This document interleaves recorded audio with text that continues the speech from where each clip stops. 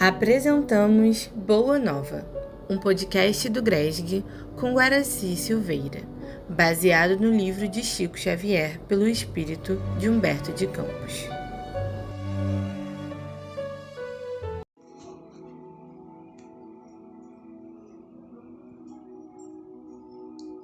Capítulo 19 do livro Boa Nova, Comunhão com Deus. As elucidações do Mestre relativamente à oração sempre encontravam nos discípulos certa perplexidade, quase que invariavelmente em virtude das ideias novas que continham acerca da concepção de Deus como Pai, carinhoso e amigo. Aquela necessidade de comunhão com seu amor, que Jesus não se cansava de salientar, lhes aparecia como o problema obscuro que o homem do mundo não conseguira realizar. A esse tempo, os essênios constituíam um agrupamento de estudiosos das ciências da alma, caracterizando as suas atividades de modo diferente, porque sem públicas manifestações de seus princípios, desejosos de satisfazer a curiosidade própria, João procurou conhecer-lhes de perto os pontos de vista em matéria das relações com a comunidade com Deus. E certo dia, procurou o Senhor de modo a ouvi-lo mais amplamente sobre as dúvidas que lhe atormentavam o coração. Mestre, disse ele solícito, tenho desejado sinceramente compreender os meus deveres atinentes à oração, mas sinto que minha alma está tomada de certas hesitações. Anseio por essa comunhão perene com o Pai. Todavia, as ideias mais antagônicas se opõem aos meus desejos. Ainda agora, manifestando meu pensamento acerca das minhas necessidades espirituais a um amigo que se instrui com os essênios, asseverou-me ele que é necessário compreender que toda a edificação espiritual se deve processar num plano oculto. Mas as suas observações me confundiram ainda mais. Como poderei entender isso? Devo então ocultar o que haja de mais santo em meu coração? E o Messias, arrancado de suas meditações, respondeu com brandura: João, todas as dúvidas que te assaltam se verificam pelo motivo de não haveres compreendido até agora que cada criatura tem um santuário no próprio espírito, onde a sabedoria e o amor de Deus se manifestam através das vozes da consciência. Interessante, né, meu amigo? Minha amiga? Você tem um santuário no seu próprio espírito e de vez em quando a sua consciência capta as informações desse santuário. Fique atento, porque assim nós poderemos evitar muitos males. E Jesus continua: os essênios levam muito longe a teoria do labor oculto, pois antes de tudo precisamos considerar que a verdade e o bem deve ser patrimônio de toda a humanidade em comum. No entanto, o que é indispensável é saber dar a cada criatura de acordo com as suas necessidades próprias. Nesse ponto, estão muito certos quanto ao zelo que os caracteriza, porque os ungüentos reservados a um ferido não se ofertam ao faminto que precisa de pão. Também eu tenho afirmado que não poderia ensinar tudo o que desejara aos meus discípulos, sendo compelido a reservar todas as lições do meu evangelho para um futuro. Porque, por ora, os homens não conseguem entendê-la. Quando a magnanimidade divina permitir que a voz do Consolador se faça ouvir entre os homens sequiosos de conhecimento, não tens observado o número de vezes em que necessito recorrer a parábolas para que a revelação não ofusque o entendimento geral? No que se refere à comunhão de nossas almas com Deus, não me esqueci de recomendar que cada espírito ore no segredo do seu íntimo, no silêncio de suas esperanças e aspirações mais sagradas.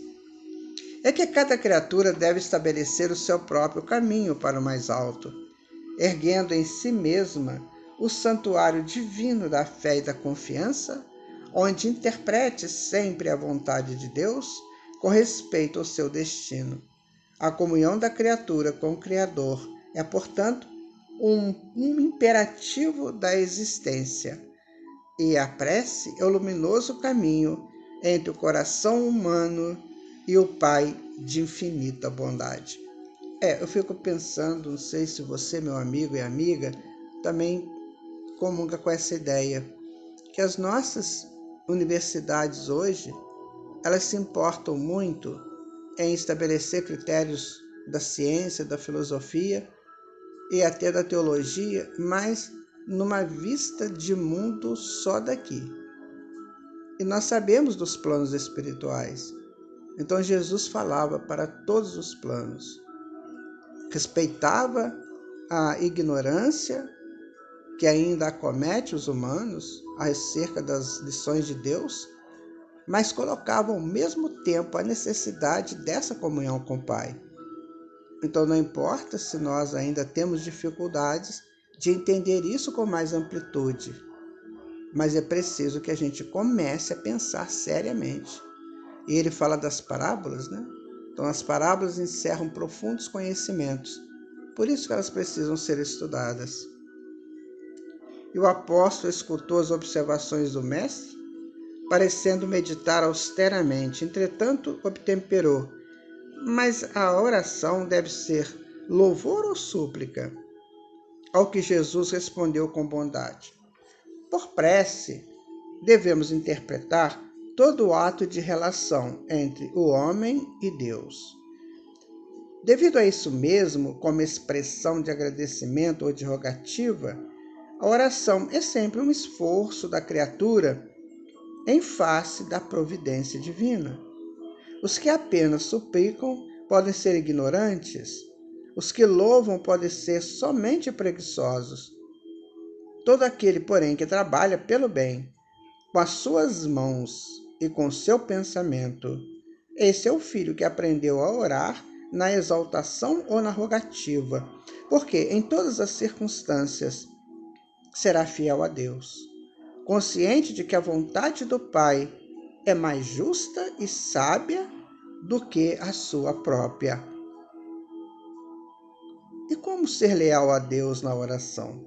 Interrogou o apóstolo, evidenciando as suas dificuldades intelectuais. A prece já não representa em si mesmo um sinal de confiança? Jesus contemplou com a sua serenidade imperturbável e retrucou: será que também tu não entendes? Não obstante a confiança expressa na oração e a fé tributada à providência superior, é preciso colocar acima delas a certeza de que os desígnios celestiais são mais sábios e misericordiosos do que o capricho próprio. É necessário que cada um se una ao Pai, comungando com a sua vontade generosa e justa, ainda que seja contrariado em determinadas ocasiões. Em suma, é imprescindível que sejamos de Deus. Quanto às lições dessa fidelidade, observemos a própria natureza em suas manifestações mais simples. Dentro dela agem as leis de Deus, e devemos reconhecer que todas essas leis correspondem à sua amorável e amorosa sabedoria, constituindo-se suas servas fiéis no trabalho universal. Já ouviste falar alguma vez que o sol se afastou do céu, cansado da paisagem escura da terra, alegando a necessidade de repousar? A pretexto de indispensável repouso, Teriam as águas privado o globo dos seus benefícios em certos anos? Por desagradável que sejam suas características, a tempestade jamais deixou de limpar as atmosferas. Apesar das lamentações dos que não suportam a umidade, a chuva não deixa de fecundar a terra. João, é preciso aprender com as leis da natureza a fidelidade de Deus. Quem as acompanha no mundo planta e colhe com abundância. Observar a lealdade para com o Pai é semear e atingir as mais formosas searas da alma no infinito. Vê, pois, que todo o problema da oração está em edificarmos o reino do céu entre os sentimentos de nosso íntimo, compreendendo que os atributos divinos se encontram também em nós.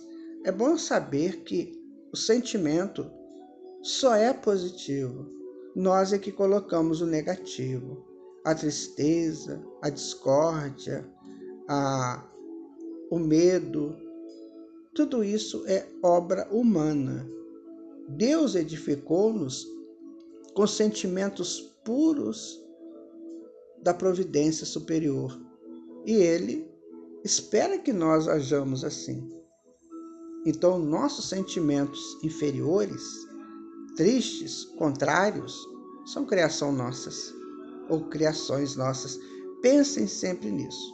Se você sentiu tristeza, angústia, depressão, se você sentiu essas coisas que não são agradáveis ao espírito, cuide-se, porque você tem o potencial do bem dentro de você.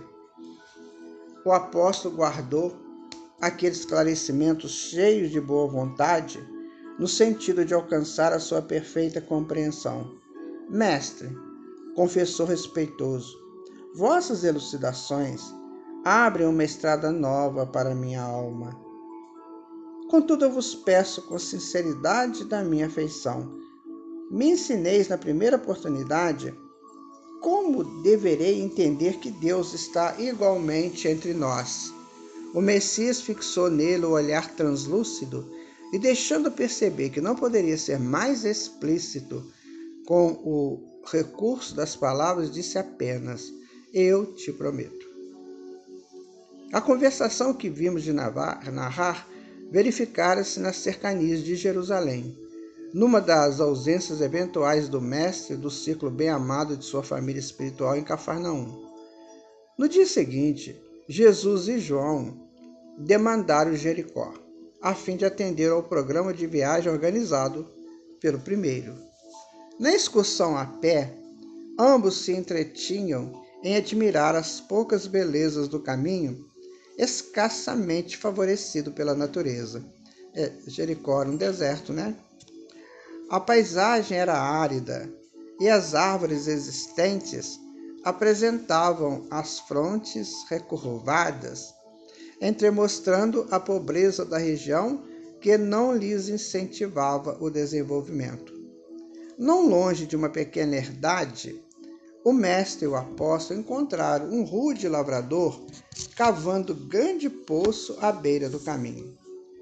Bagas de suor lhe desciam da fronte, mas seus braços fortes iam e vinham à terra na ânsia de procurar o líquido precioso. Ante aquele quadro, Jesus estacionou com o discípulo a pretexto de breve descanso e, revelando o interesse que aquele esforço lhe despertava, perguntou ao trabalhador: amigos, que fazes? Olha, eu busco a água que nos falta, redarguiu com um sorriso o interpelado. A chuva é assim tão escassa nessas paragens? Tornou Jesus, evidenciando afetuoso cuidado. Sim, nas proximidades de Jericó, ultimamente a chuva se vem tornando uma verdadeira graça de Deus. O homem do campo prosseguiu no seu trabalho exaustivo. Mas apontando para ele, o mestre disse a João em tom amigo: bom, esse quadro da natureza é bastante singelo. Porém, é na simplicidade que encontramos os símbolos mais puros. Observa, João, que este homem compreende que sem a chuva não haveria mananciais na terra, mas não para em seu esforço procurando o reservatório que a providência divina armazenou no subsolo. A imagem é pálida, todavia chega para compreenderdes como Deus reside também em nós. Dentro do símbolo, temos de entender a chuva como favor da sua misericórdia, sem o qual nada possuiríamos. Esta paisagem deserta de Jericó pode representar a alma humana, vazia de sentimentos santificadores. Esse trabalho simboliza o cristão ativo, cavando junto dos caminhos áridos, muitas vezes com sacrifício, suor e lágrimas, para encontrar a luz divina em seu coração. E a água é o símbolo mais perfeito da essência de Deus, que tanto está na terra como está nos céus. O discípulo guardou aquelas palavras, sabendo que realizara uma aquisição de claridades imorredoras. Contemplou o grande poço onde a água clara começava a surgir, depois de imenso esforço do humilde trabalhador que a procurava desde muitos dias, e teve nítida compreensão do que constituía a necessária comunhão com Deus. Experimentando indefinível júbilo no coração, tomou das mãos do Messias e a osculou, com a alegria do seu espírito alvoroçado. Confortado, como alguém que vencera grande combate íntimo, João sentiu que finalmente compreendera. Nessas palavras de Jesus, nós sempre vemos a necessidade dele de colocar para nós a presença de Deus em tudo. Vejam que interessante. Emmanuel nos conta que foi Jesus que construiu o mundo. Então, todos os reservatórios do mundo foram previstos por Jesus. Mas quem deu isso a Jesus? Foi Deus. Então, Jesus sempre coloca Deus como a entidade suprema a nos guiar, a nos confortar, porque Ele nos criou e nos mantém. Isso é muito importante de sabermos. O livro Boa Nova está sempre colocando para nós a necessidade de sermos comuns com Deus, de estarmos com Deus em todos os setores, em todas as nuances das nossas vidas. É isso que Jesus nos ensinou. Agora depende de nós.